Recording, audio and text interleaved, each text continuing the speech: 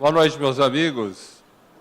A paz de Jesus, o Mestre Supremo, esteja em nossos corações. Aquela velha história do homem que transitava por uma estrada deserta a altas horas da noite, ele estava preocupado, porque naquele trecho de estrada ocorriam frequentes assaltos. E estava escuro, e ele caminhava depressa para sair o mais rápido possível daquela ameaça. De repente ele começou a perceber que alguém se aproximava por trás. Voltou-se e perguntou: quem vem lá? Ninguém respondeu. Quem vem lá? Silêncio. Apressou o passo. Seu perseguidor também. Ele começou a correr, e o perseguidor também. Já esfalfado, sentindo o coração como que a querer sair-lhe pela boca, tamanho o seu medo, com os pulmões em brasa pelo esforço despendido, eis que ele passou por um pequeno bico de luz, um poste pequeno, iluminando uma pequena área, olhou para trás e imediatamente o seu medo desapareceu.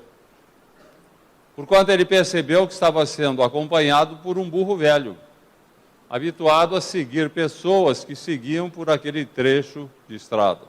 A partir do momento em que ele percebeu a razão de seu medo, constatou que não havia motivo algum para ter medo. Algo semelhante ocorre com a problemática da morte. Muita gente tem medo da morte. Muitas pessoas preferem transferir a própria morte para um futuro remoto, distante, como se fosse alguma coisa que não devesse acontecer nunca em toda a vida.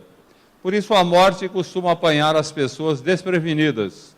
Por isso tanta gente se apavora ante as perspectivas da própria morte ou da morte de um familiar. No entanto, não deveria ser assim. Afinal, a morte é a única certeza da vida. Todos nós, vamos morrer um dia. A terra pode ser para nós uma oficina de trabalho, uma escola, uma prisão, um albergue, um hospital. Depende do que estejamos fazendo aqui, mas não é o nosso lar. A nossa pátria verdadeira está no mundo espiritual. E para lá retornaremos um dia quando chegar a nossa hora. O objetivo da palestra desta noite é justamente tirar o medo da morte. Mostrar que a morte não tem nada de problemática. Nós temos um atavismo psicológico que nos leva a ter medo da morte. No entanto, a morte é um processo de libertação. É o retorno à nossa pátria, ao mundo espiritual. Para tirar o medo da morte, nós vamos exatamente mostrar o que é a morte, como ela ocorre. Vamos contar a história da morte de um homem. Vamos acompanhar o seu desencarne, o seu retorno à espiritualidade, para demonstrar que o processo é natural, não é passível de nos impor temores. Vamos contar uma história, a história da morte de um homem bom, usando como ilustração desenhos preparados por nosso companheiro Misael Garmin, da cidade de Mairim, que são desenhos singelos, simples, até com defeitos técnicos. Mas dá para ter uma ideia do que é a morte. Depois ainda faremos alguns comentários sobre os principais temas envolvendo a questão do retorno à espiritualidade ou a questão da morte. Vamos então contar a nossa história.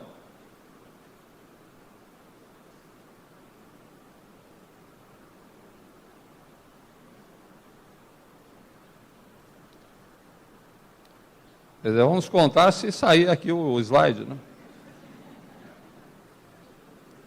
Deu crepe.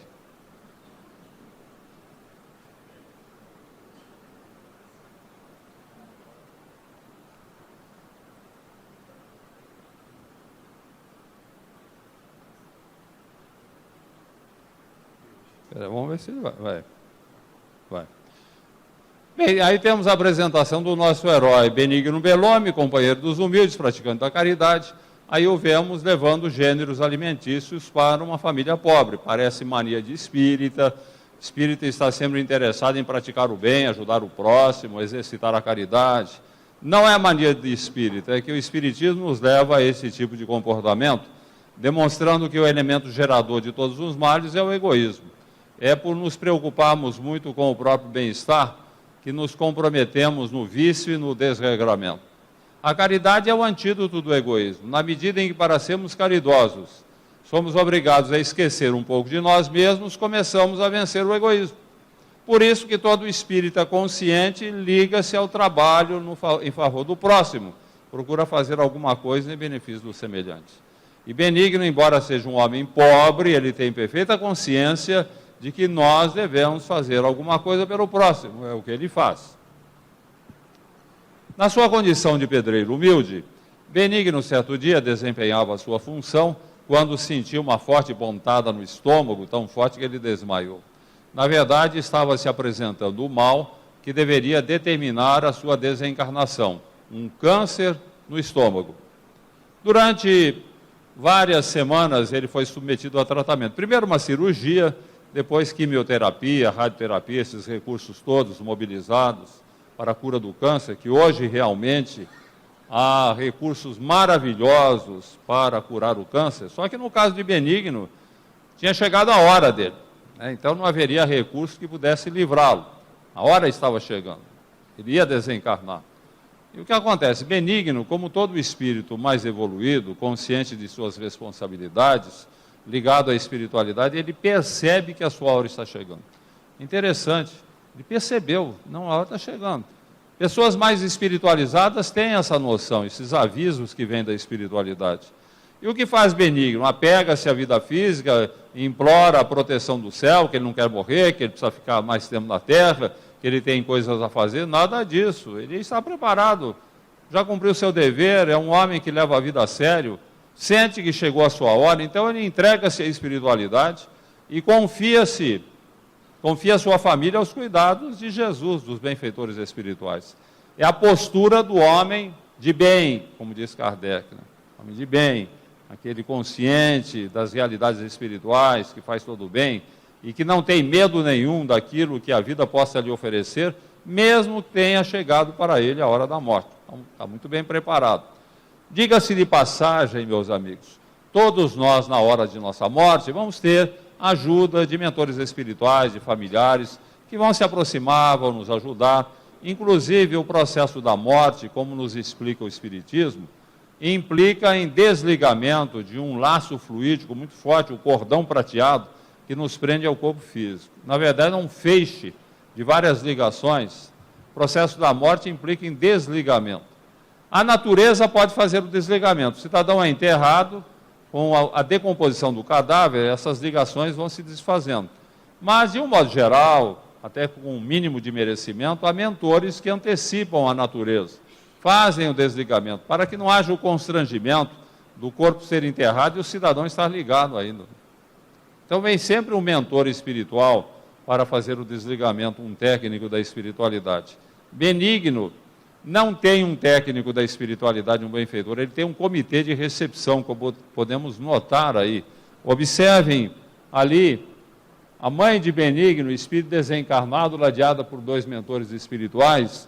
Notem focos luminosos que representam a presença de mentores espirituais que estão ali para ajudar Benigno no processo da sua desencarnação. Quem é Benigno? É um grande capitão de indústria, presidente da República, um artista famoso, um homem muito rico? Nada disso, ele é um humilde pedreiro. Aqui nós vemos a justiça da morte. O que vale na hora da morte é a nossa condição espiritual, não é a posição que ocupamos aqui na Terra. E neste particular, Benigno é um homem muito rico, rico de espiritualidade, que faz por ter uma recepção, um atendimento que um presidente da República, que uma pessoa famosa certamente não vai ter, porque não tem essa espiritualidade que caracteriza o comportamento de um homem como Benigno. Beleza, está muito bem amparado. Os mentores espirituais, podemos notar ali também no desenho, vejam Benigno afastado do corpo, ligado ao corpo, ele está ligado, está encarnado, apenas afastado, amparado por sua mãe e pelos 2 mentores. É assim como que uma ave prestes a deixar a gaiola, que se afasta ligeiramente do corpo físico. Médiuns videntes observam isso que nós estamos mostrando aí. Na literatura espírita, vemos muitos casos do médium vidente ver o espírito afastando-se do corpo, né, embora ligado a ele, um preparo para o processo desencarnatório, que é o que está acontecendo, então, com o Benigno. Ele tem dores à altura do abdômen, o que é natural, ele está desencarnando, vitimado pelo câncer no estômago. Os mentores espirituais, como podemos notar, aplicam magnetismo para tirar as suas dores. Há interesse da espiritualidade, no sentido de que a sua desencarnação se dê da forma mais tranquila possível, tendo em vista os méritos de Benigno. Ele é um homem de méritos, ele não pode sofrer para morrer, ele vai ter um desencarne tranquilo. Então aplicam magnetismo. Todos nós certamente teremos na nossa família, entre os nossos amigos, casos assim de um cidadão que teve uma doença de longo curso, que sofreu, que enfrentou problemas, mas nas últimas horas ele se acerenou, chegou a se despedir da família, porque isso é mérito, são pessoas de mérito, e recebem todo o apoio da espiritualidade para uma desencarnação tranquila, seria por aí.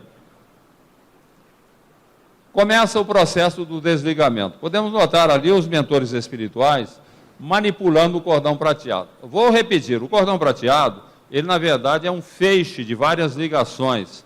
Não chega um espírito ali com uma tesoura e vai cortar, ele não corta com uma tesoura. Ele vai desligando esses laços fluídicos, paulatinamente.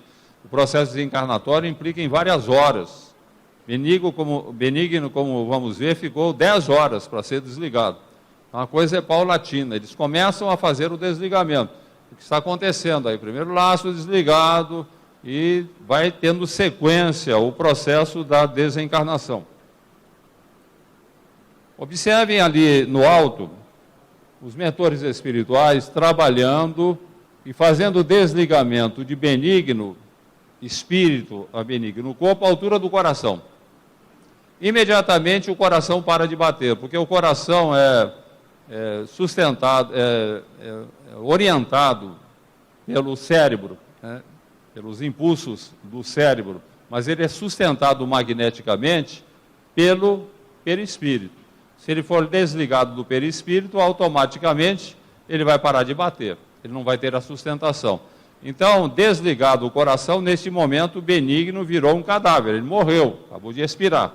Só que observe uma coisa importante, ele continua ligado ao corpo, porque não há simultaneidade entre morrer e ser desligado. Nós morremos quando o coração para de bater, mas só somos desligados quando se completa o processo desencarnatório, o que pode levar algumas horas ou alguns dias. O benigno ainda está ligado ao corpo. Agora, um detalhe muito interessante. Em hospitais, hoje, no mundo todo, ocorre com frequência que o cidadão que está internado para fazer um tratamento, às vezes cardíaco, ele sofre um infarto fulminante e morreu. Os médicos imediatamente tentam ressuscitá-lo.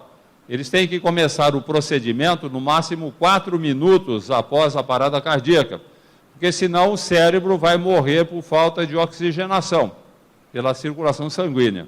Então, vemos muito isso no cinema, os médicos naquela correria lá para ressuscitar o cidadão, usando adrenalina intracardíaca, respiração artificial, massagem cardíaca, choque elétrico, há uma série de recursos. O estrago no coração não foi muito grande, eles conseguem ressuscitar. O cidadão morreu e vai ressuscitar. O procedimento começou no máximo em 4 minutos, mas o ressuscitamento pode levar 15 minutos, por exemplo. De repente, o cidadão ficou morto 15 minutos e foi ressuscitado. Agora fica a pergunta, o que é que aconteceu com ele nesse período em que ele esteve morto? O que aconteceu? O Dr. Raymond Moody Jr., o médico americano, na década de 70 do século passado, ele lançou o livro Vida Depois da Vida, onde ele reporta-se a centenas de entrevistas que ele fez com pessoas que passaram pela chamada EQM, a experiência de quase morte. O cidadão morreu e foi ressuscitado. A pergunta que ele fazia, o que é que aconteceu com você enquanto você estava morto? Uma boa parte não lembra, outra parte lembra, mas não quer falar por constrangimento. E aqueles que lembram e falam. E o que é que eles falam? Aqueles que lembram e falam exatamente isso que nós estamos vendo aí, incrível. Falam que se sentiram afastados do corpo, ligados ao corpo por um cordão fluídico, um cordão prateado, enquanto os médicos se empenhavam no sentido de ressuscitá-los. Para nós espíritas é gratificante saber que na medida em que a medicina tem evoluído, ela nada mais tem feito senão confirmar as teses espíritas. A EQM é uma confirmação maravilhosa daquilo que o Espiritismo nos ensina a respeito do processo da desencarnação. Diga-se de passagem, no caso de Benigno, não haveria possibilidade de ressuscitamento, ainda que ele estivesse num hospital, porque o coração de Benigno não parou de bater em virtude de um acidente circulatório, ele parou de bater porque ele foi desligado. Isso acontece, nós vemos no livro O Céu e o Inferno, Kardec reportar seu assunto. O cidadão foi desligado, começou o desligamento, o coração parou, daí o processo é irreversível. No caso de Benigno, não teria volta, ainda que ele estivesse no hospital.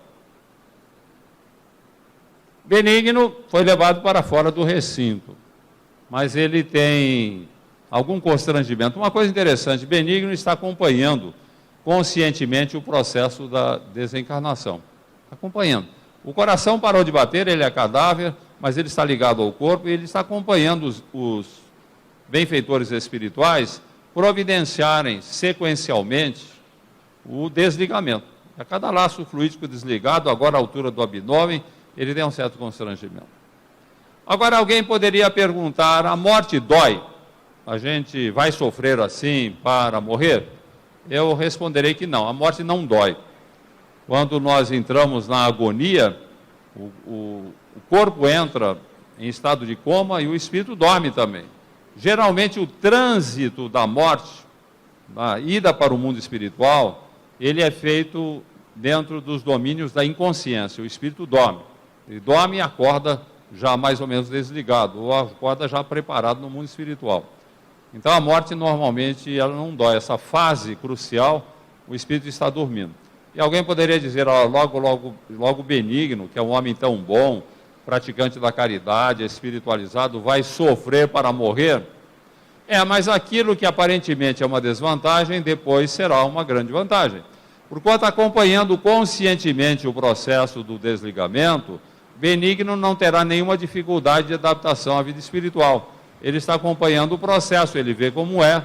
Então, logo seja completado o desligamento, ele estará integrado na vida espiritual, sem problema nenhum. O que não acontece com o homem comum, que dorme para morrer, acorda na espiritualidade e não sabe o que está acontecendo. Ele fica totalmente inconsciente do que acontece com ele. Quem está familiarizado com reuniões mediúnicas, sabe como é grande o número de espíritos que se manifestam sem saber que desencarnaram. É uma coisa terrível, o cidadão fica perdido, ele procura os familiares, conversa com os familiares, ninguém responde, porque ninguém o está vendo, e ele se aborrece, se perturba. Vejo isso em 5 reuniões mediúnicas semanais das quais participo. Muito comum, porque o cidadão não tem preparo, não acompanhou, ele não sabe o que está acontecendo. O que não vai acontecer com o Benigno, ele está acompanhando o processo, ele está preparado para o processo, então não haverá problema nenhum para ele, problema que há para o homem comum despreparado para a grande transição. Esse é o grande problema da maior parte da humanidade. As pessoas não têm preparo, não têm noção nenhuma do que é a morte, do que é o retorno à espiritualidade, traz sempre perturbação. É um período de perturbação para o espírito por despreparo. A mãe de Benigno, que observa que ele está acompanhando o processo com uma certa aflição, nós vemos ali, em primeiro plano, ela abraça Benigno em seu corpo espiritual. Benigno é cadáver, o corpo é um cadáver, mas o corpo espiritual é abraçado por sua mãe, que lhe diz, fique tranquilo, meu filho, tudo está correndo muito bem, entre em oração, ore, que essas sensações desagradáveis que você está experimentando vão desaparecer. A oração cabe em qualquer lugar, principalmente na hora da morte. Nós temos que orar muito quando chegar a nossa hora, e as pessoas têm que orar muito por nós, é o melhor recurso para que tenhamos um retorno equilibrado, tranquilo à espiritualidade. Então, seguindo a orientação de sua mãe, Benigno ora, pede a proteção do céu, beleza, está muito bem amparado e agora ele está mais tranquilo. Observem ali Benigno, aqui, sendo levado para fora do recinto, em contato com as energias da natureza que lhe retemperam as forças, mas ele continua encarnado. Vejam que há laços fluídicos que se distendem, ele continua ligado. Agora um detalhe interessante, da cabeça dos familiares, partem vibrações magnéticas que o atingem, dando-lhe brando alívio. Ele se sente muito bem com as vibrações da família. A família disciplinada, a família que está orando, a família que está ajudando, a família que está se conformando, que está aceitando que chegou a hora de benigno. Beleza, os familiares estão ajudando. Infelizmente, raros agem assim. Na hora da morte de um familiar, de um ente querido, nós somos muito egoístas. Nós temos uma profunda sensação de perda pessoal. Pensamos muito em nós. Ah, meu pai querido, o meu filho amado, o meu esposo, o meu irmão. Então sentimos uma sensação muito grande de perda pessoal. Ninguém pensa naquele que está partindo, que está enfrentando o problema do desencarne, a crise da morte, que precisa de boas vibrações, que precisa de ajuda. Não, o cidadão está pensando nele, na sua perda pessoal, que não se conforma.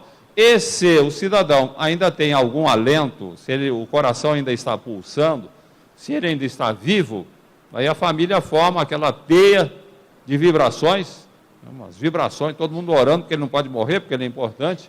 E com semelhante comportamento, a família gera uma teia de retenção, uma vibração magnética que dá uma sustentação artificial para o corpo.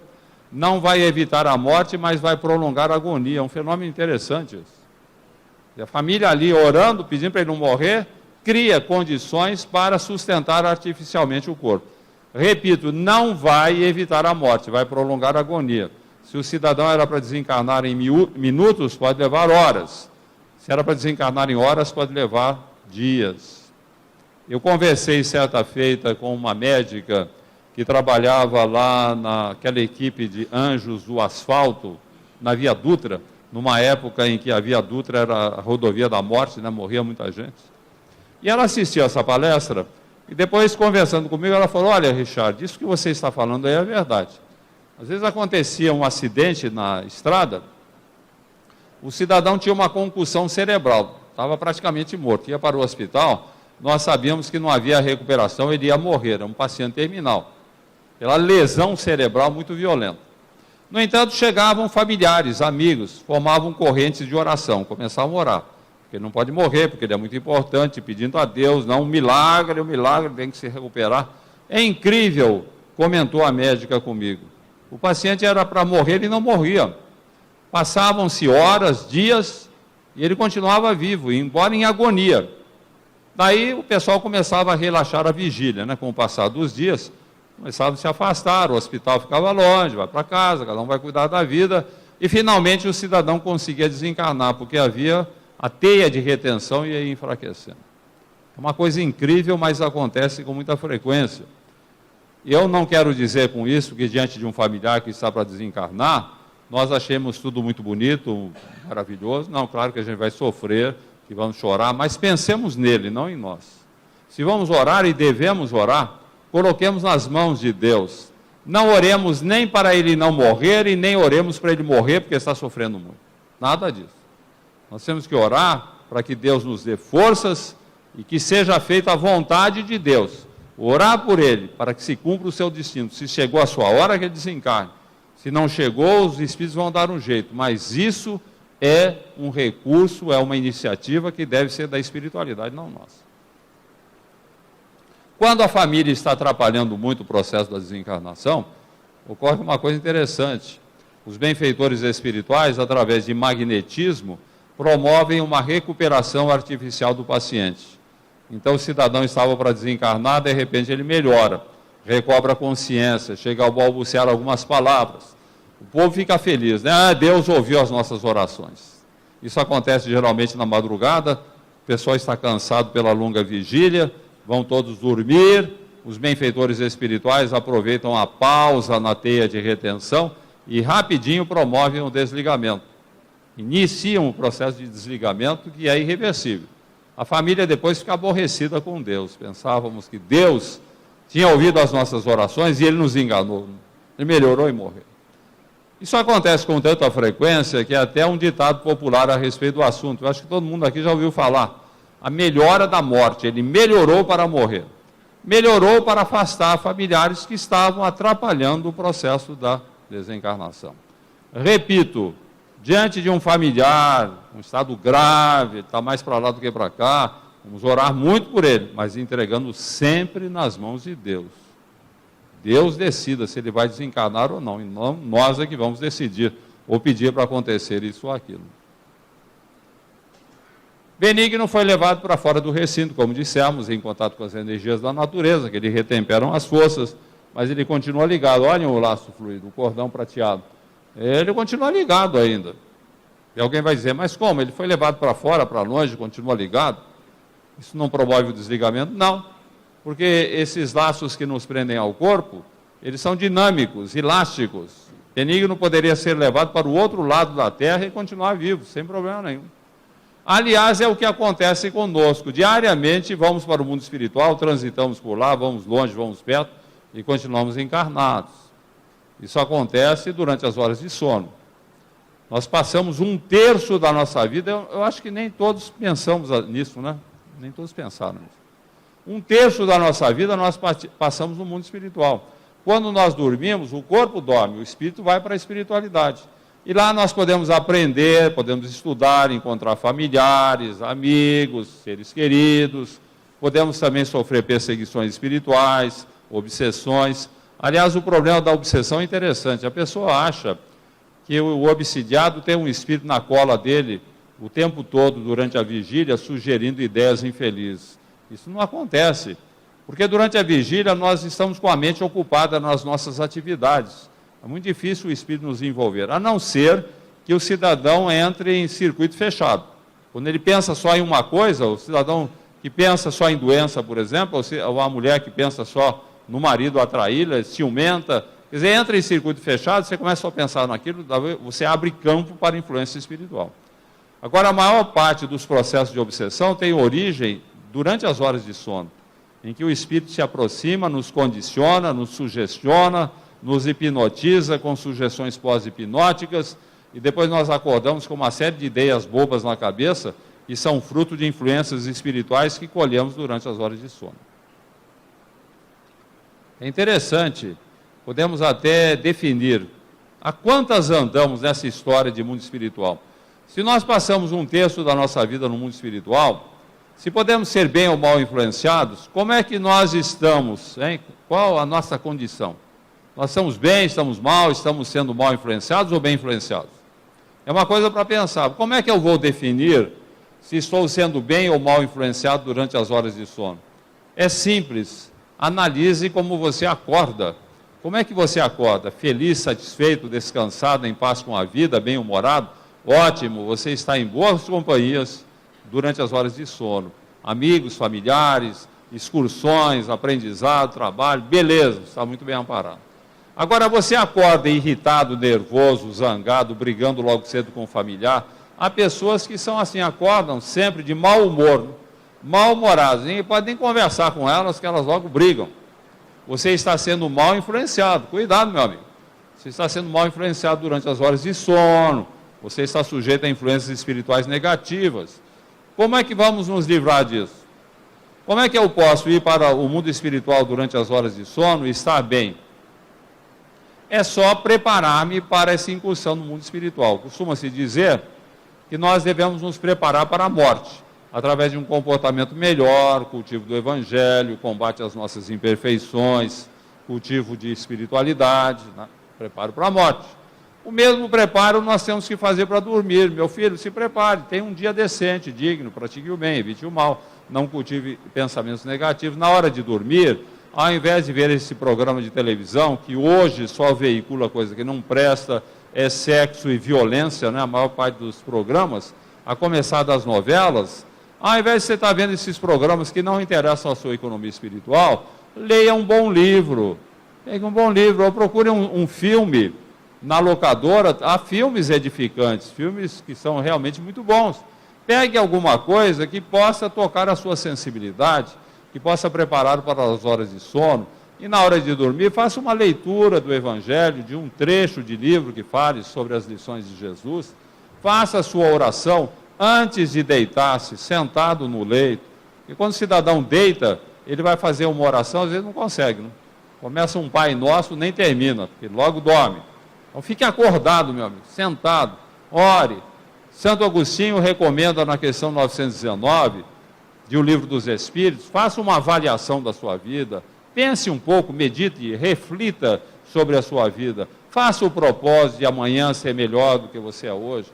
É isso que vai nos preparar para que durante as horas de sono estejamos bem amparados pela espiritualidade.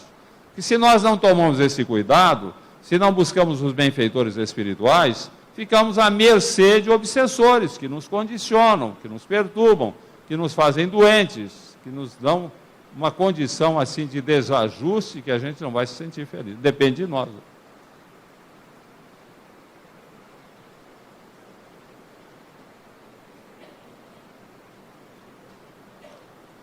Ninguém só de novo.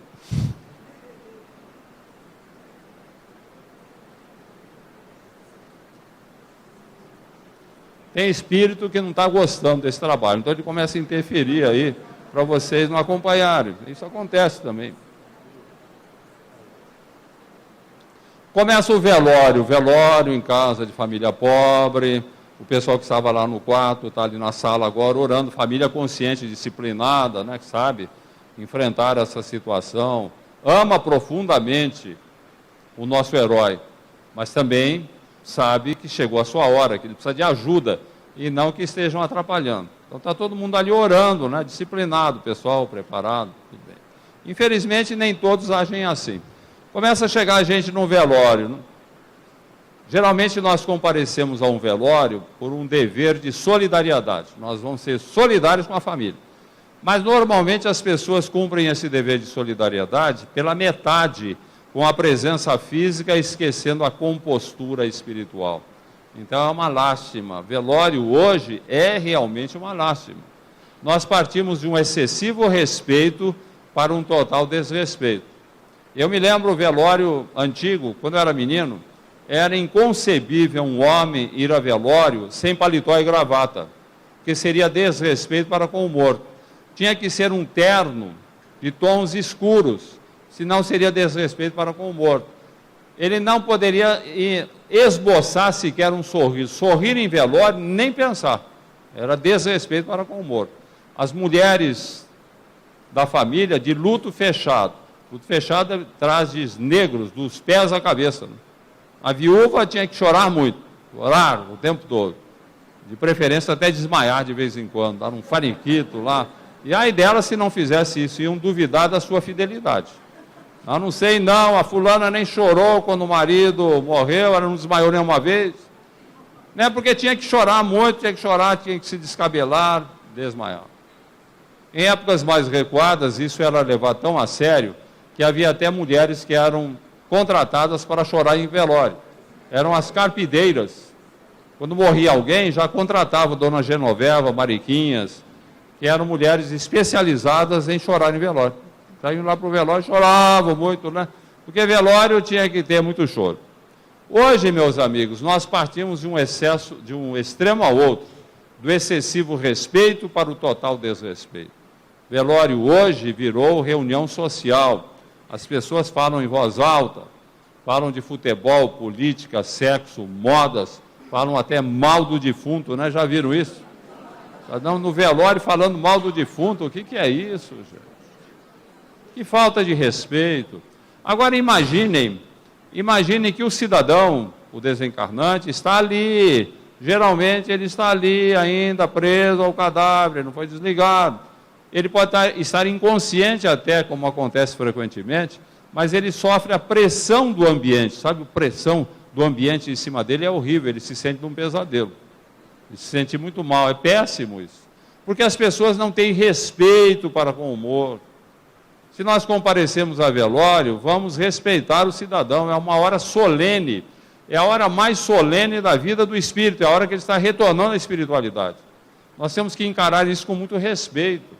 Vamos a velório, vamos ficar quietos ali no cantinho, fazendo uma oração, orando por ele. Se formos conversar, conversemos em voz baixa, assuntos edificantes. Não fiquemos ali falando mal de ninguém, nem fazendo comentários desairosos, nem coisas que não interessam a economia do ambiente. É uma reunião solene aquilo. É um negócio muito sério. Se nós não formos capazes de manter essa compostura, é preferível ir embora, porque seremos um a menos a atrapalhar o processo da desencarnação. Quando morre um político na cidade, um homem muito importante, há milhares de pessoas que vão ao velório. As pessoas falam que belo velório. É o pior velório que tem. Porque está cheio de gente ali, o ambiente é conturbado, a pressão em cima do espírito é muito grande. Às vezes morre um indigente e não tem ninguém para acompanhar, mas sozinho. Coitado, né? Sozinho, ninguém para acompanhar, antes só do que mal acompanhado. Ele vai sozinho, com a presença dos mentores espirituais, beleza, não tem ninguém para atrapalhar. Lembremos disso. Quando formos a velório, tomemos cuidado, respeitemos o nosso irmão que está desencarnando, tanto quanto desejamos que respeitem quando chegar a nossa hora. 10 horas haviam se passado desde que o coração de Benigno parara de bater. Mas ele continua ligado ainda. Vejam que os laços fluídicos se distendem, foram para fora, ele está ligado ainda, 10 horas, ele vai ser desligado agora. Pode levar uma hora, pode levar 10 horas, 20 horas, pode levar até mais tempo. Então, depende muito da condição do espírito que está desencarnando. Agora, depois de tudo aquilo que eu falei a respeito do assunto, fica a pergunta, onde é que está o aspecto tétrico, mórbido da morte? Muita gente tem medo de cadáver e caixão. No entanto, o cadáver é apenas a veste carnal de alguém que vai embora, e o caixão é apenas uma caixa de madeira forrada de cetim, não há por que a gente ter medo. Eu não quero dizer com isso que diante da morte de um ente querido, vamos achar tudo muito bonito, maravilhoso. Não, claro que nós vamos sofrer, podemos chorar, não é proibido chorar, mas tem que ser lágrimas limpas de revolta, de desespero, de inconformação. Principalmente como espíritas, nós temos que dar o testemunho nessa hora, de manter a serenidade, manter o equilíbrio, até para ajudar aquele que está desencarnando. Esse é o problema maior, que as pessoas desesperadas, inconformadas, pressionam negativamente o desencarnante, é horrível para ele. É uma pressão muito grande, nós aprendemos isso com o André Luiz, né? Em várias oportunidades ele fala a respeito, nós temos que estar preparados para ajudar aquele que está desencarnando e não atrapalhá-lo com as nossas vibrações negativas, seria por aí. Benigno, que havia dormido, acorda, amparado por sua mãe, uma coisa interessante, ela parece mais nova que ele, parece filha de Benigno, não sua mãe, porque ela desencarnou mais nova. E o espírito tende a conservar na vida espiritual a aparência correspondente à idade que tinha quando desencarnou. Como ela desencarnou mais nova, ela vai se apresentar mais nova do que ele.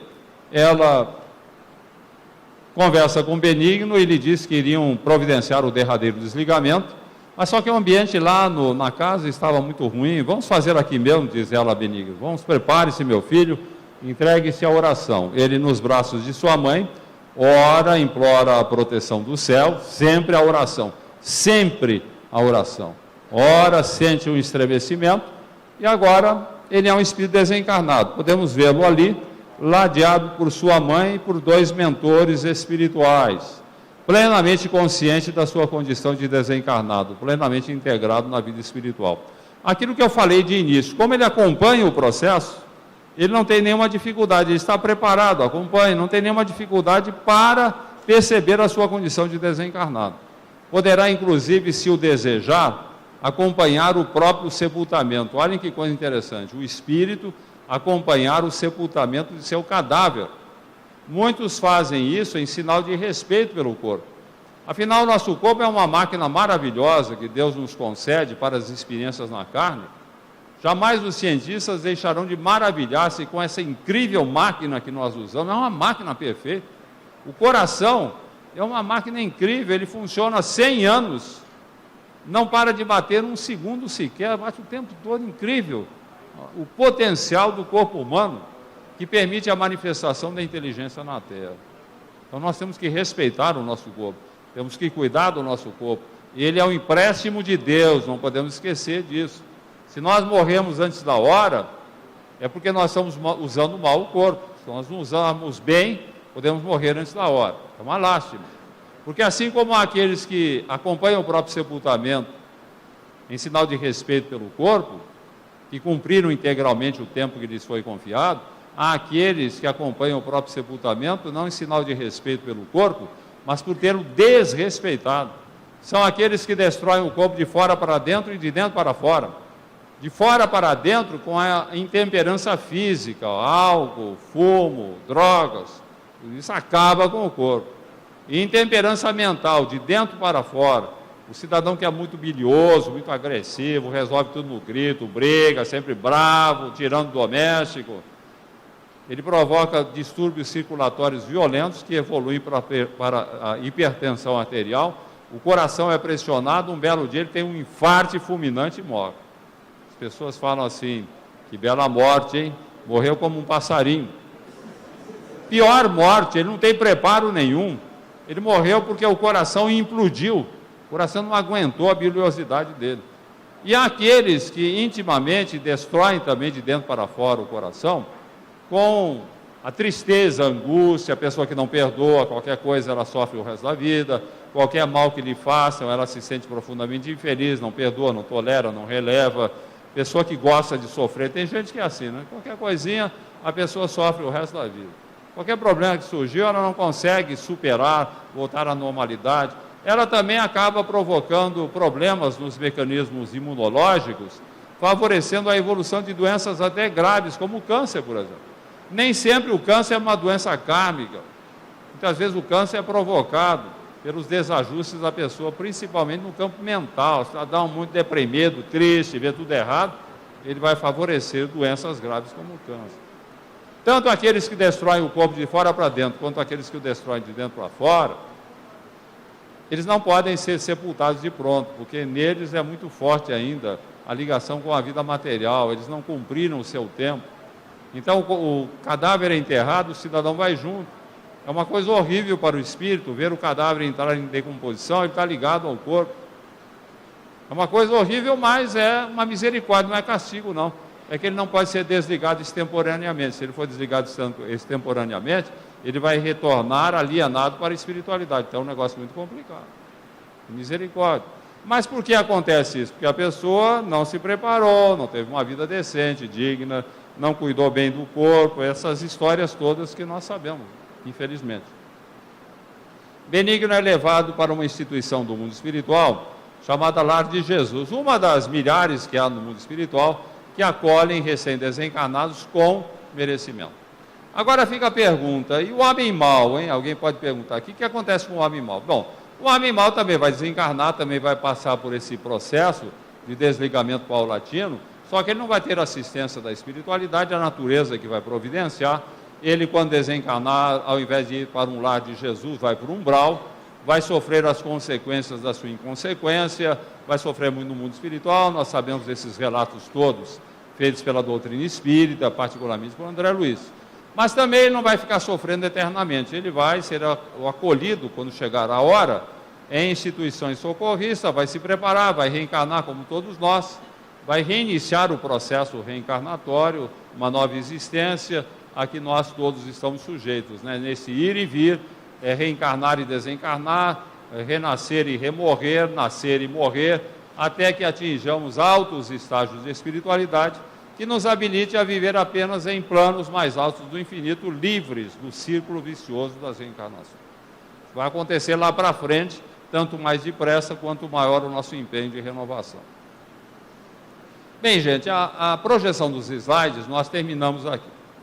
Deu para contar uma história, deu para ter uma ideia. Eu sei que muita gente tem dúvidas, muita gente deve ter muitas perguntas para fazer a respeito do assunto. Nem daria tempo para responder, a não ser que estivéssemos à tarde num seminário. Mas eu vou responder as perguntas mais importantes, as mais frequentes que são feitas. Assim, rapidinho, mais alguns minutos. Primeira pergunta que me fazem sempre em relação a esse assunto, diz respeito à doação de órgãos. Muita gente gostaria de doar os seus órgãos. Vamos destacar o seguinte: doação de pulmões, de coração, de rins, de fígado, são doações quase impossíveis para a maior parte das pessoas. A começar pela idade, depois de uma certa idade já não serve mais. Tem que ser gente jovem. E a morte tem que ser em circunstâncias muito especiais. Assim, num acidente, num derrame, né, que o cidadão fica com vida vegetativa para dar tempo de aproveitar. É um negócio complicadíssimo. Não vamos falar a respeito do assunto. Mas existe uma doação que todos nós podemos fazer. Quer o cidadão tenha 10 anos ou tenha 100 anos, nós podemos fazer, que é a doação dos nossos olhos. Há no Brasil milhares de cegos com problemas nas córneas que poderão voltar a enxergar se receberem uma córnea em transplante. Então todos nós podemos fazer isso. É avisar a família, procurar um oftalmologista. Aqui em Rio Preto, por exemplo, deve ter uma organização que cuida disso. E avisar a família. A família sempre rejeita, né, a doação, dizendo que isso daí é profanação. Não tem problema nenhum. O médico terá que vir no máximo em 4 horas e retirar os olhos, baixa as pálpebras, o cadáver não vai aparecer nada, ninguém vai nem notar que tirou os olhos. E é um ato de caridade que nós vamos praticar. Alguma coisa de muito bom. Agora surgem dúvidas, a pessoa pergunta assim, mas se eu estiver ligado ao cadáver ainda, o que vai acontecer comigo? Não vai ter problema? Não vai ter problema, porque a morte, como eu comentei, implica num sono. Você vai dormir para morrer. É como se você estivesse anestesiado por uma cirurgia, sem problema nenhum. Alguém diria, mas o benigno estava acordado, acompanhando conscientemente o processo. E daí, se fosse o benigno? Também não teria problema, porque o cadáver, meus amigos, não transmite sensação para o espírito. Você pode retalhar o cadáver, ele não vai transmitir nada para o espírito. Então não tem problema nenhum, porque o cadáver é cadáver, não tem vida. Não tendo vida, não tem sensação. Não tendo sensação, não transmite para o espírito. Então, nós podemos tranquilamente, é um ato de caridade. Guardemos isso. O Espiritismo nos fala tanto em sermos caridosos, é um ato de caridade você doar seus olhos. Seremos altamente beneficiados. Até uma história interessante, que está no livro Mais Amor, eu achei tão ilustrativa, que eu transcrevi essa história no livro Quem Tem Medo da Morte, que é um livro respondendo às dúvidas sobre a morte, né? É o meu livro mais vendido, Quem Tem Medo da Morte. E nesse livro, há a história de um rapaz que resolveu fazer a doação de seus olhos. Ele tomou as providências devidas, avisou a família. Algum tempo depois, 1 ano, 2 anos depois, por um problema existencial qualquer, ele achou que não havia condição para continuar a viver, passou a mão no revólver, deu um tiro no peito, matou-se. Aqui eu vou abrir parênteses nessa história. Se alguém me perguntar qual o pior tipo de morte, eu falarei tranquilamente, é o suicídio. Em qualquer tipo de morte, nós podemos dizer que foi a vontade de Deus. No suicídio, não. Ninguém se mata pela vontade de Deus. Não existe o karma do suicídio. É contrariando a vontade de Deus. E o suicídio é uma coisa terrível. Porque se alguém pegar um revólver e me der um tiro e eu morrer, eu posso desencarnar traumatizado, né, pela morte violenta, pelo assassinato, mas tão logo eu me recupere, me adapte à vida espiritual, não haverá sequelas, não haverá problema nenhum. Agora, se eu pegar o revólver, der um tiro no peito, desencarnar, o meu perispírito será atingido. Aí eu vou para o mundo espiritual em estado de total desajuste. Esse é o problema do suicídio. Porque ele se autoagride, ele agride o perispírito, então ele vai para a espiritualidade em total desajuste. No livro Memórias de um Suicida, o espírito de Camilo Castelo Branco, que foi um grande escritor português, ele fala nisso. Fala exatamente que o pior sofrimento da Terra não se compara ao sofrimento do suicida. É um negócio terrível. E ele conta que ele sofreu muito na espiritualidade, até ter condições para um relativo equilíbrio. O suicídio realmente é uma coisa terrível. Eu entendo que todo dirigente espírita, aqui um aviso para quem faz palestra espírita, não se esqueça de tocar sempre no assunto. As pessoas têm que saber que o suicídio não é solução para o problema humano, o suicídio é uma complicação terrível. Diz Chico Xavier que o suicida levará 200 anos para se recompor, porque não é o problema apenas no mundo espiritual. Ele provoca desajustes no corpo espiritual que perdem o concurso da carne, ele tem que reencarnar. E ele reencarnando, esse desajuste vai se refletir no corpo físico.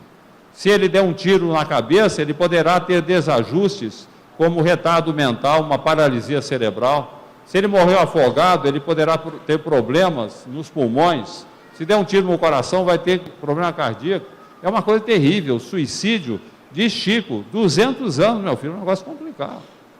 Nós temos que falar, alertar as pessoas. A pessoa fala assim, seria melhor morrer? Não, em nenhuma situação seria melhor morrer. Seria melhor você enfrentar, confiar em Deus, porque se você se matar, você vai mergulhar da frigideira para o fogo. Quando falamos a respeito do assunto, sempre tem alguém na plateia que tem um familiar que se matou, ou um conhecido, e a pessoa às vezes fica até apavorada. Não se apavore.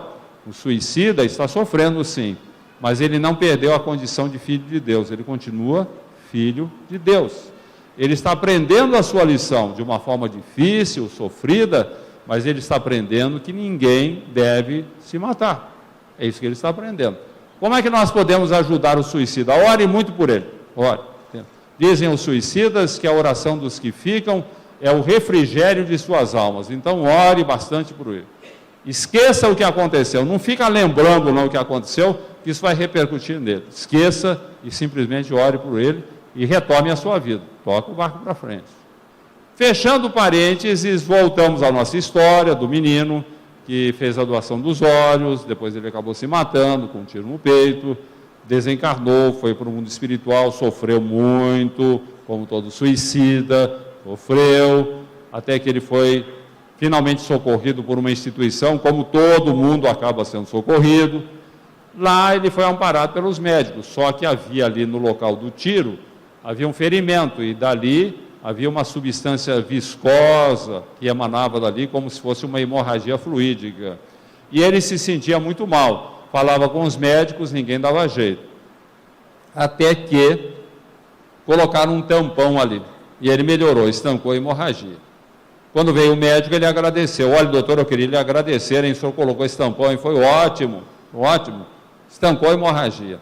E o médico lhe falou, não, meu filho, não fui eu. O que aconteceu foi o seguinte, havia um cego que ele recebeu uma corda em transplante e voltou a enxergar. E ele é um homem muito religioso. Todo dia ele ora, agradecendo a Deus a dádiva da visão, e pede a Deus que abençoe o doador da córnea, que lhe deu novamente o dom da visão. O doador, meu filho, falou o médico, foi você. Então as preces de agradecimento do cego é que formaram esse tampão que foi colocado aí e você melhorou. Então até um suicida foi beneficiado. Não tenhamos medo não, gente, vamos fazer a doação, façamos, é um ato de caridade, seremos muito bem amparados pela espiritualidade. Segundo tema, que é muito solicitado nessa palestra, diz respeito à cremação de cadáveres. Muita gente gostaria de ser cremada. É interessante, frequentemente, as pessoas falam em ser cremada. Eu vejo por trás disso tudo um medo que a pessoa tem de ser enterrada viva. Né? Ela tem medo, por isso ela quer ser cremada. Traz um atavismo psicológico do passado. Todos nós já tivemos a situação do nosso cadáver ser enterrado e a gente continuar ligado, passando a impressão de que você está sendo enterrado vivo. Então não traz esse atavismo. E daí uma jovem me procurou, certa feita, e perguntou, escute, Richard, se eu morrer e acordar na sepultura enterrado, o que é que vai acontecer comigo? Você vai morrer, minha filha. Você está enterrado debaixo da terra, você vai morrer tranquilamente. Em questão de minutos, vai faltar o ar e você vai morrer. E não haverá necessidade de velório, nem atestado de óbito, já foi tudo providenciado por antecipação. Agora, se você tem medo que isso aconteça, não se preocupe. Você peça para a sua família, no caso de morte, para colocar um celular no seu caixão. Se você acordar lá embaixo, você liga para a sua casa. Cuidado com o que você vai falar, porque você pode matar o familiar de susto, não um telefonema do além. Agora, minha gente, nós não precisamos ter medo de que isso aconteça conosco. Antigamente, havia essa possibilidade, por ocasião de epidemias, de batalhas, morria tanta gente, havia tantos cadáveres a serem enterrados, que nem sempre os coveiros improvisados se davam ao trabalho de verificar se o cidadão estava morto realmente, e adulto de camulhado. Hoje não acontece isso, não há essa ideia, essa história de morrer e acordar na sepultura, porque depois o cadáver estava virado, tudo isso é lenda urbana, não tem nada a ver. Não acontece. O cidadão morreu, depois de 4 minutos, como eu já comentei, o cérebro dele morre também, não há recuperação. Ele não vai ressuscitar no corpo. Agora, pode acontecer um caso de catalepsia, em que o cidadão fica com batimentos cardíacos de 18 a 20 batimentos por minuto, que emprestam ao cidadão a aparência de morto. Porque o nosso coração ele bate em ritmo de 80 a 120 por minuto. Imagine reduzir a 18 a 20. O sangue não circula a superfície da pele, o cidadão fica com a aparência de cadáver, aquele amarelado do cadáver, falta de circulação. Ele pode entrar até em rigidez cadavérica, por falta de circulação, fica com aparência. Mas se o médico, e para enterrar o cidadão, o médico precisa dar o atestado de óbito, e para dar o atestado de óbito ele tem que examinar o cadáver, isso é da lei, ele vai examinar, vai botar o estetoscópio, vai ver que o coração está batendo. E se ele examinar os olhos, ele vai ver se ocorreu a midríase, que é a extrema dilatação da pupila por ocasião da morte cerebral. Aliás, qualquer leigo pode verificar. Tem alguém que desencarnou, você quer saber se está mesmo desencarnado? Pega um espelhinho, põe nas narinas. Se houver uma manchinha, que é da respiração, está vivo. Se não tiver mancha nenhuma, é porque ele está morto realmente. Então, é tranquilo, nós não precisamos ter medo nenhum de ser enterrado vivo, que isso realmente não acontece. Agora, a cremação é uma coisa boa, por várias razões. Em primeiro lugar, cemitérios estão ocupando cada vez espaço maior nas cidades. Eu não sei se vocês sabem, mas na China, hoje, é obrigatória a cremação. Porque a China tem 1 bilhão e 400 milhões de habitantes. Morrem por ano 12 milhões de chineses.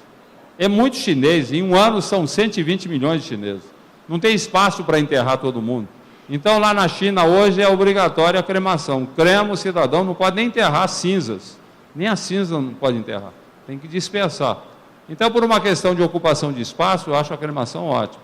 Em segundo lugar, por ocasião de epidemias, como o ebola, por exemplo, na África, a melhor coisa é você queimar o cidadão. Queima, você evita a possibilidade de contágio. E a terceira razão pela qual seria interessante a cremação. Nós temos que acabar com o culto aos cadáveres. Onde você vai? Eu vou visitar o fulano, mas o fulano não morreu, eu vou ao cemitério. Então, cemitério para a pessoa virou sala de visitas do além. Mas o que é isso? Você vai visitar o cidadão no cemitério? Todos nós que estamos aqui, seja católico, evangélico, espírita, budista, maometano, todos nós somos espiritualistas. Nós acreditamos na existência e sobrevivência da alma. E sabemos que a alma não mora no cemitério. Então, não tem por que ir lá fazer visita para o nosso familiar no cemitério. Lá estão os seus ossos apenas. E quando nós vamos ao cemitério, em datas significativas, nós tendemos a atrair o cidadão. Nós lembramos dele e ele é atraído.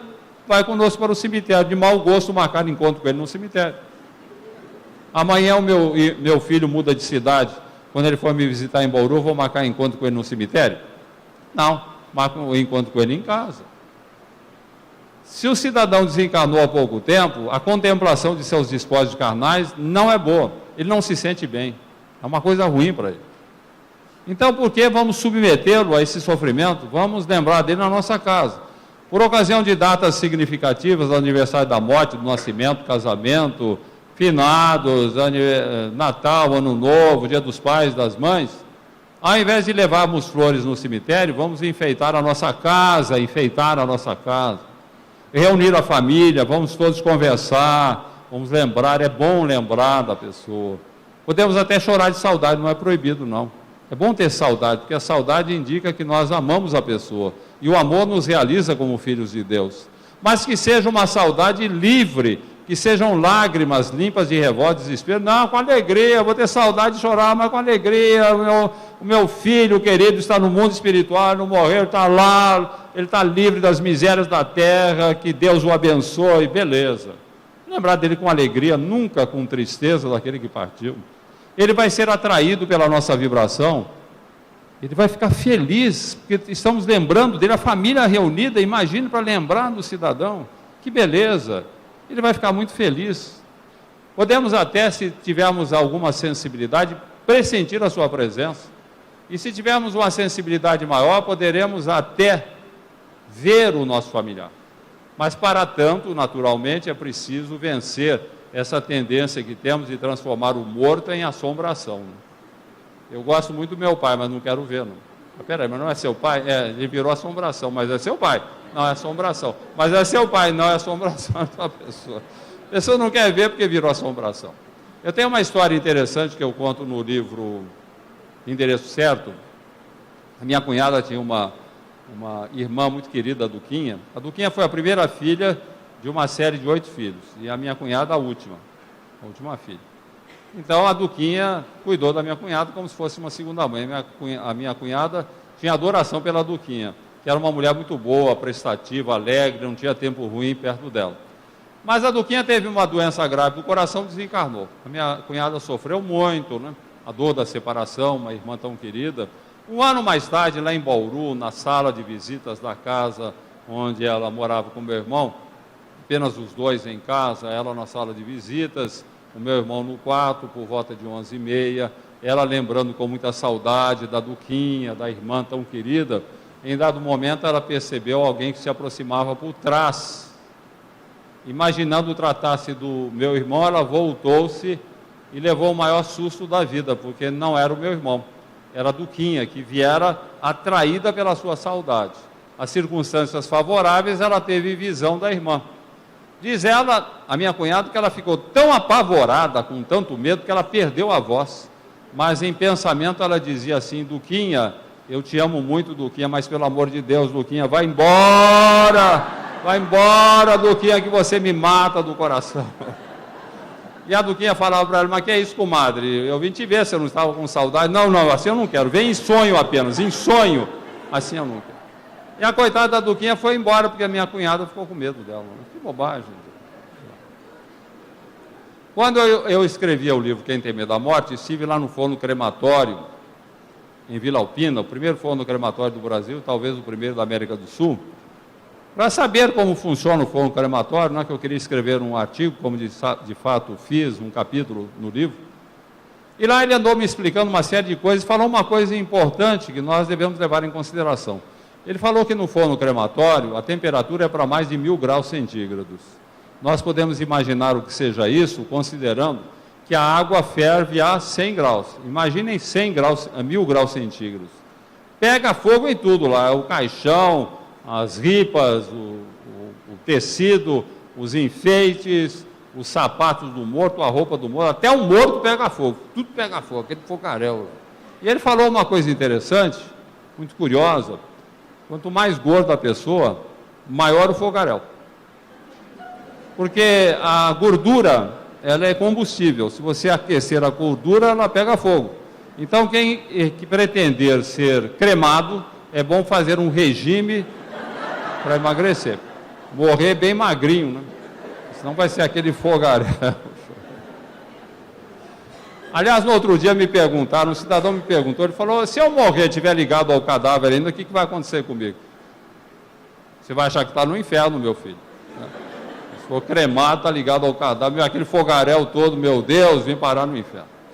Na verdade, céu ou inferno são estados de consciência, como ensina Jesus, não locais geográficos. O que vai acontecer se o cidadão estiver ligado ao cadáver por ocasião da cremação é que ele vai ser desligado extemporaneamente, o que é desajustante, não vai ser bom para ele. Então, Emmanuel, através de Chico Xavier, ele recomenda que esperemos 3 dias, 72 horas. Normalmente, diz ele, em 72 horas, o espírito estará desligado, aí pode fazer tranquilamente. Lá em Vila Alpina, eu perguntei sobre o assunto, e o rapaz falou que realmente eles esperam pelo tempo que a família pedir. Os espíritas pedem 3 dias, já a recomendação de Emmanuel, 3 dias para depois fazer a cremação. E eu perguntei: mas 3 dias e daí? Como é que faz com o cadáver? Não, o cadáver fica aqui. Nós guardamos o cadáver, cuidamos dele, como se ele estivesse no hotel, né? Ele vai ficar no hotel ali 3 dias. E é um hotel que não é muito caro não, porque não tem refeições, né? Mas depois faz a cremação. De qualquer forma, gente, a cremação é o futuro, não tenham dúvida nenhuma. Mais cedo ou mais tarde, nós vamos acabar com o culto aos cadáveres. Bom, gente, para terminar, eu já avancei um pouco no horário.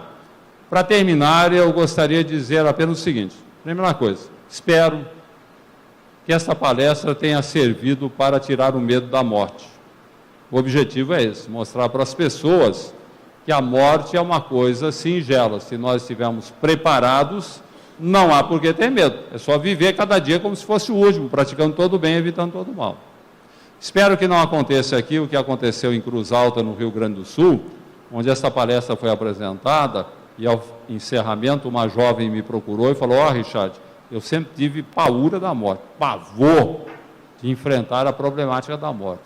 Ouvi dizer que essa palestra tira o medo da morte. Então vim, assisti, prestei muita atenção em tudo que você falou, achei tudo muito interessante e devo lhe confessar que eu, que sempre tive muito medo da morte, depois de tudo isso que você falou aí, agora estou com mais medo ainda. Espero que isso não aconteça aqui, né? Seria lastimado. E para terminar, gente, uma palavra que deve estar presente sempre no nosso dicionário, na nossa mente, quando tratamos das coisas da morte. Chama-se submissão. 90% dos nossos sofrimentos diante da morte de um familiar nascem da revolta, do desespero, da não aceitação. Quando nós aceitamos a vontade de Deus, quando nós entregamos o nosso familiar a Deus, o sofrimento maior desaparece. Por isso eu gostaria de terminar contando a história daquele rabi, pregador religioso no Oriente, que vivia muito feliz com a sua família, a sua mulher, admirável na fé, e 2 filhos maravilhosos, desses filhos que todo pai gostaria de ter, diligentes, trabalhadores, humildes, disciplinados, 2 criaturas de Deus.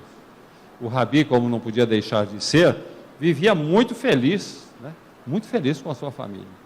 Mas um dia ele teve que ausentar-se, viagem longa por força de suas obrigações religiosas, e nesse ínterim aconteceu um grave acidente na sua casa e os 2 filhos morreram. Não foi um filho, não, morreram os 2 filhos. Podemos imaginar o sofrimento daquela mãe. Foi um tormento para ela, os 2 filhos. E não foram quaisquer filhos, não, eram aqueles filhos maravilhosos. Mas ela deu um testemunho maravilhoso.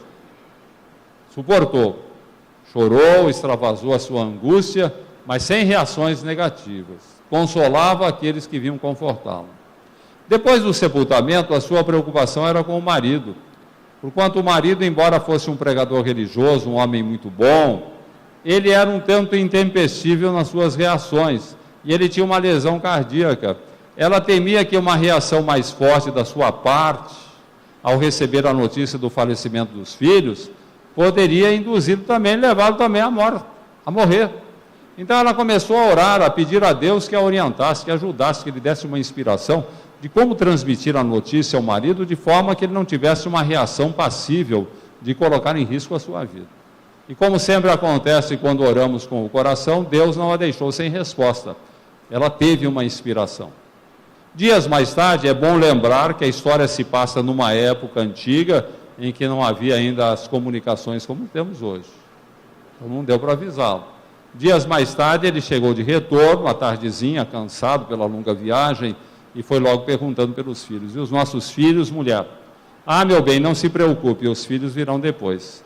Quero que você vá banhar-se agora, enquanto preparo a nossa refeição. E momentos depois, ei-los tranquilamente tomando a refeição, com todo aquele envolvimento carinhoso de pessoas que se amam muito e que estiveram separadas durante alguns dias. Mas o rabi continuava preocupado. E os nossos filhos, mulheres, estão demorando. Ah, meu bem, não se preocupe, os filhos virão depois. Quero agora que você me ajude a resolver um grave problema que está me afligindo muito. O que houve? Percebo que você esteve chorando, está abatida, o que aconteceu? Ah, meu bem, é que enquanto você estava fora, eu recebi a visita de uma amiga que confiou à minha guarda 2 joias de alto preço, 2 brilhantes maravilhosos. E o problema é esse, ela agora quer as joias de volta. E eu não quero devolvê-las, afeiçoei-me a elas. Mas o que é isso, mulher?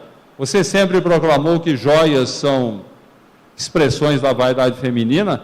Ah, meu bem, é que você não viu as joias, elas são belíssimas, eu estou apaixonado por elas, eu não quero entregá-las. Mas, mulher, isso é apropriação indébita. Não, eu não pretendo roubá-las, poderíamos comprá-las. Comprá-las como, se não temos dinheiro? Venderemos a nossa casa, o nosso único bem, o nosso lar, por causa de joias, expressões da vaidade humana, de forma nenhuma. Amanhã mesmo eu vou com você, as joias serão devolvidas ao seu legítimo dono.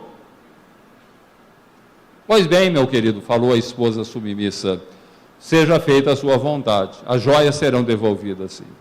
Na verdade, meu querido, elas já foram devolvidas. As joias eram nossos filhos. Deus, que nos concedeu por empréstimo a nossa guarda, veio buscá-los e os levou. E o Rabi, embora recebesse uma notícia tão trágica, tão triste, percebeu a mensagem que vinha junto, a mensagem da submissão. Chorou, extravasou a sua amargura, a sua tristeza, mas sem reações mais fortes, passíveis de colocar em risco a sua própria vida. Abraçou-se a esposa a chorar, agradecendo a Deus por ter a seu lado uma mulher tão firme na fé. E ambos, abraçados, a chorar, mas revelando a mais perfeita submissão à vontade de Deus, repetiram em uníssono as santas palavras de Jó: Deus deu, Deus tirou, bendito seja o seu santo nome. Jesus nos abençoe.